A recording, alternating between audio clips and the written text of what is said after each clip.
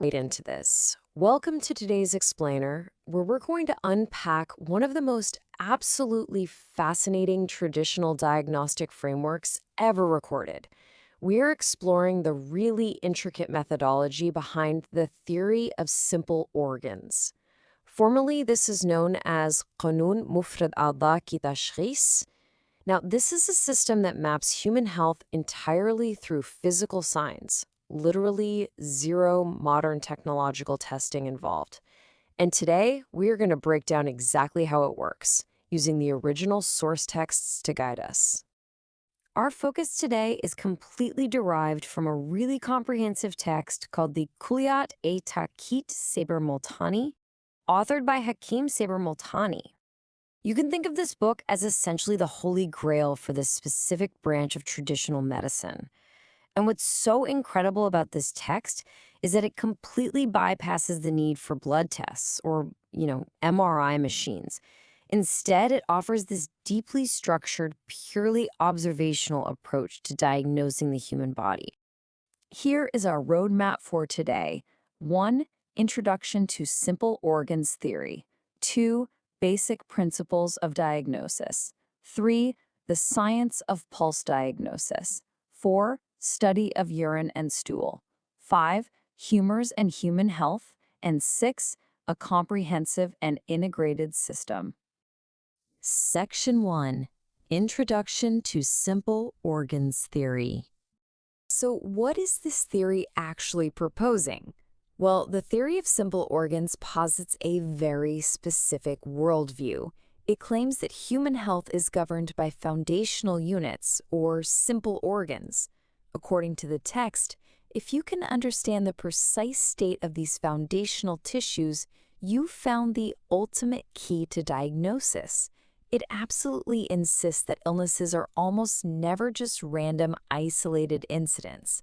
Actually, it's more like symptoms are simply the downstream effects of one of your foundational tissues falling out of balance.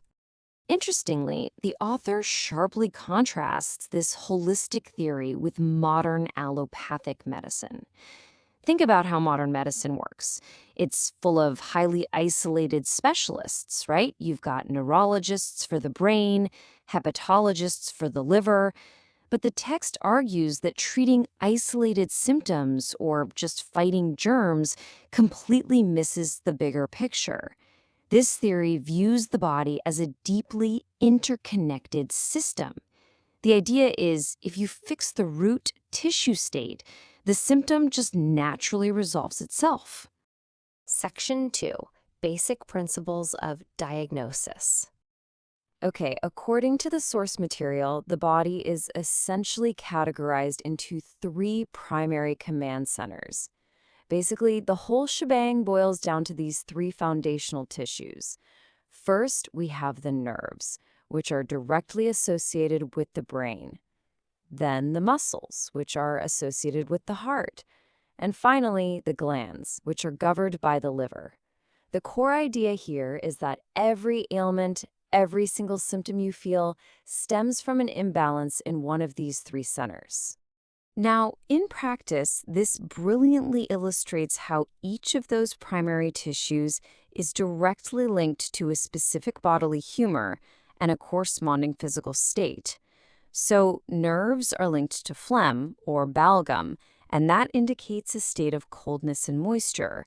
Muscles tie to black bile, or sauda, indicating dryness, and glands connect to yellow bile, known as safra, which signals heat.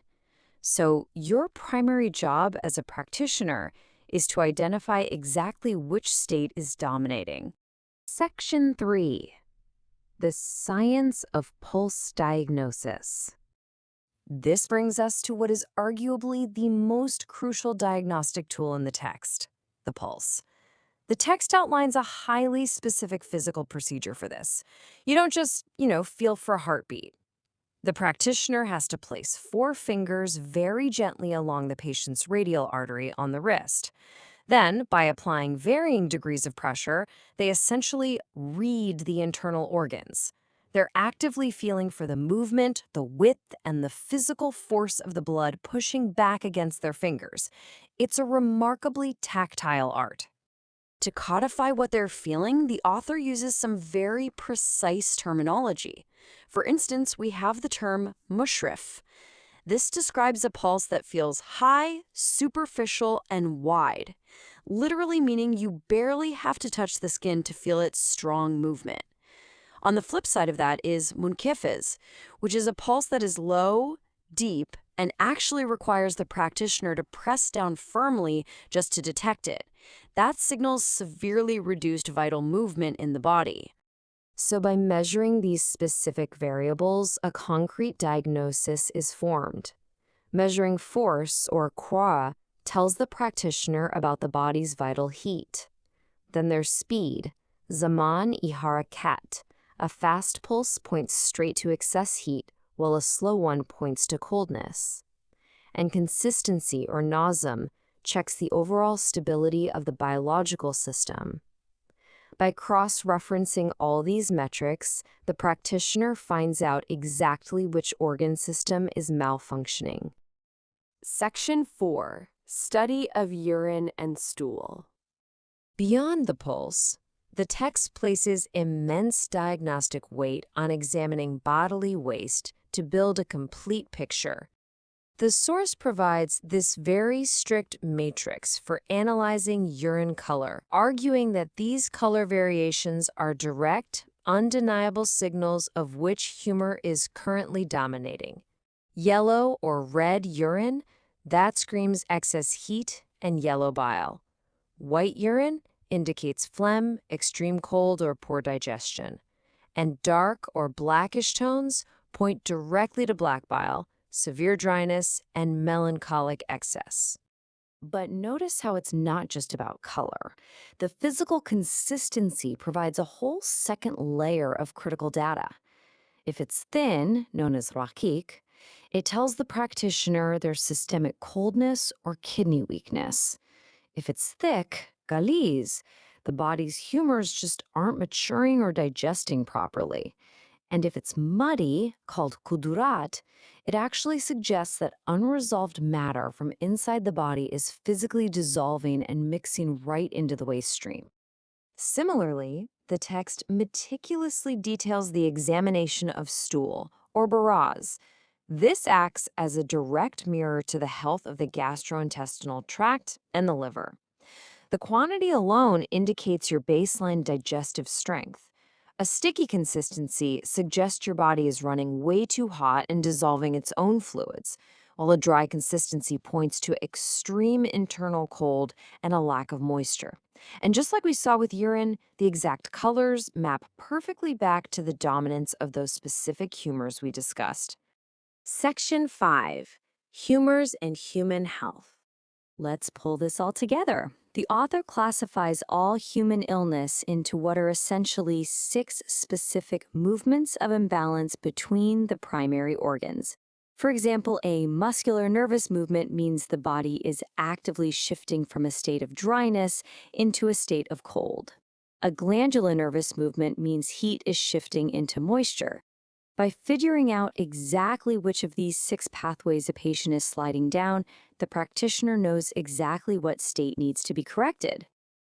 Ultimately, the text argues for a profound shift in how we view health. Disease isn't viewed as some foreign invader or a random germ attack. No, disease is simply a mechanical failure of balance. It's defined purely as the excess, which they call afrat, the deficiency, tafrit, or the weakness, zaf, of those foundational tissues and their humors. The logic is simple. Fix the balance, and the invader literally cannot survive. Section 6. A comprehensive and integrated system. To conclude this analysis, the text firmly maintains that قانون مفرد اعضاء کی تشخیص is absolutely not a system of guesswork. By flawlessly executing these non-invasive readings, analyzing the pulse, decoding the waste, a practitioner can instantly pinpoint the feeling organ without a shadow of a doubt. It promises a truly unified, deeply integrated system where the outside of the body is always clearly broadcasting the exact status of the inside. Which leaves us with a truly fascinating perspective to chew on.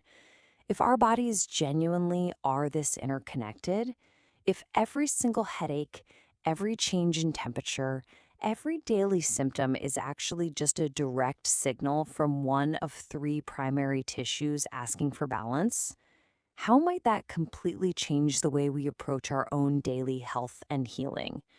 It's an incredibly compelling framework to consider. Thanks so much for joining me on this explainer, and keep questioning the mechanics of how we heal.